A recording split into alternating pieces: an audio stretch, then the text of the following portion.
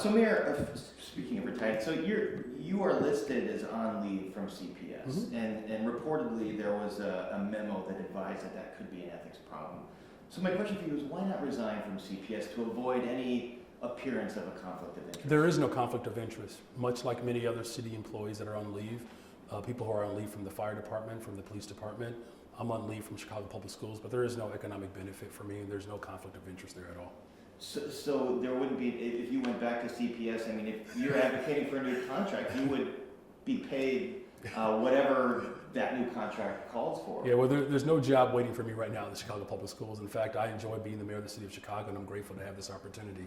Look, here's what's most important here. You have someone who actually, for the first time in the history of Chicago, a mayor who taught in our public schools, right? So I understand exactly what teachers are experiencing every single day. I'm the first mayor in the history of Chicago to actually believe in the system so much so that I send my own children to our public schools.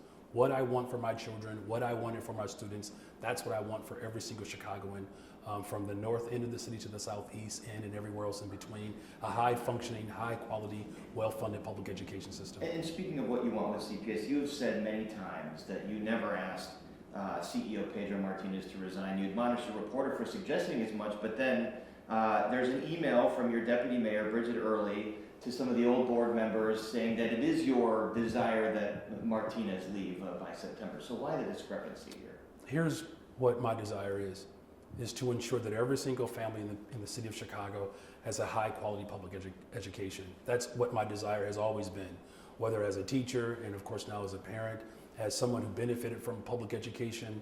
This is what's most important, that every single family can feel absolute, assured, and confident that when their child shows up to a school that is fully staffed and fully resourced. That's what my heart's desire is. That's what the people of Chicago voted for when they voted for a parent and a public school teacher to lead the greatest city in the world.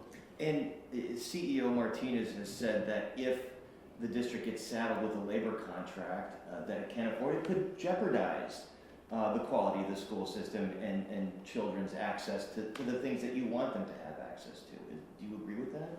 Well, here's what we do agree on, that every single child deserves a classroom that is manageable, right? So small class sizes, that's what parents want.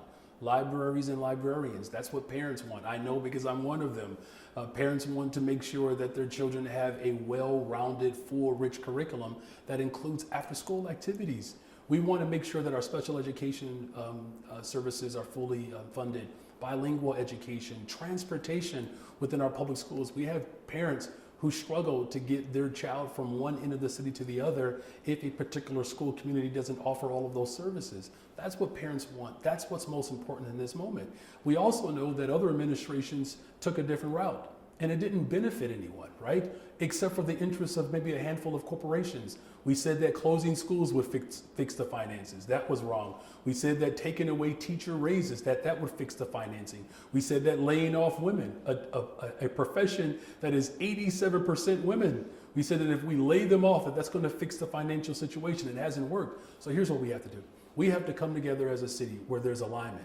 The Board of Education, the mayor's office, as well as our labor partners, we're all in alignment.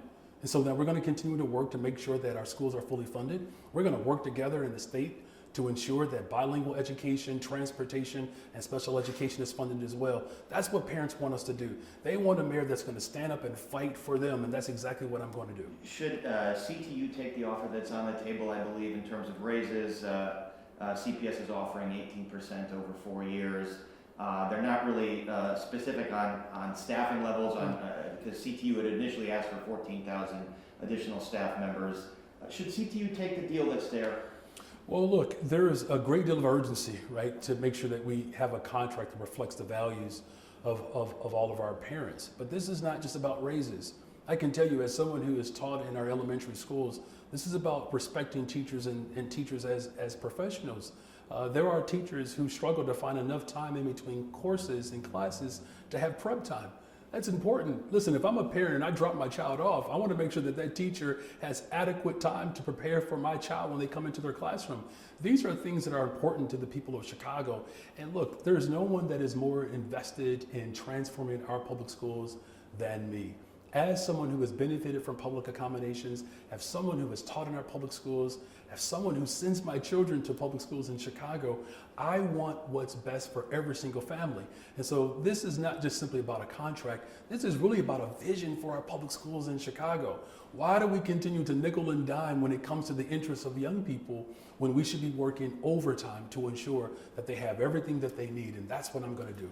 Do you still advocate for that $300 million short-term loan to help the pension payment and help fund a new contract? Well, here's what I'm advocating for as far as to have a fully funded education system.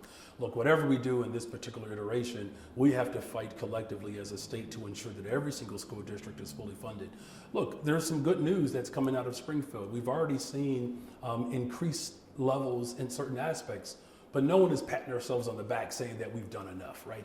We know we have to do more. And so I'm going to continue to work with our partners in the General Assembly. We're going to work with our labor partners, our Board of Education members, the first mayor to actually hold to their word around having an elected representative school board. I mean, these are exciting times for the people of Chicago, and I'm confident that we have moved beyond, sort of the trepidation of investment, and that we're not working solipsistically, and allowing, egos to overwhelm like the interest of our children. And that's what I'm excited about in this moment. So we're going to continue to fight for equitable funding in our school district. And that's something that's a worthwhile fight. And no doubt that this is your central fight to transform the schools, as you said, but what about your fiduciary duty to the taxpayers who spend 56% of their property tax bill on CPS, an agency that is deeply in debt, that is at risk of going further into debt, a downgraded credit rating it's at risk for. What about your duty to taxpayers? Yeah, so I do have a duty to taxpayers, and that's why we are working collectively to ensure that our school district is fully funded, and we're not just simply relying upon property taxes. Here's what I can say. Previous administrations did not take their fiduciary responsibility as serious as I'm taking. That's why we are in this peril, right? They said we're going to close schools, that's going to fix it. We said we're going to avoid paying people's retirement, that's going to fix it. They said that we're going to privatize our schools, that's going to save money. None of it worked. And so now I put forth a vision that speaks to the values of parents, because I'm one of them, right? While also ensuring that we're protecting taxpayers. We can do both. Unfortunately, other administrations, we're not committed to doing that. And we have demonstrated that our love for public education, our love for the people of Chicago requires to ensure that there are smaller class sizes, that there are libraries and librarians, that we have rich, full, diverse curriculum to ensure that working people feel good about their education in the city of Chicago. That is the hallmark of our democracy. And particularly at a time when we have, a president who is going to be sworn in a couple of weeks that has shown a tremendous amount of animus towards public education. And so that's why I'm committed to ensuring that not only do we make these critical investments, but that we work with our state partners to ensure that our public schools are fully funded and supported once and for all. Speaking of the state partners, I want to transition to that hemp bill, which you lobbied against. This is something the governor had lobbied for, to put regulations on these unregulated hemp Delta 8 products. Did you speak with the governor beforehand about bringing Chicago in and having a seat at the table on this? Well, let me just say this first of all. The governor and we are aligned as it relates to making sure that there are strict regulations around this particular product.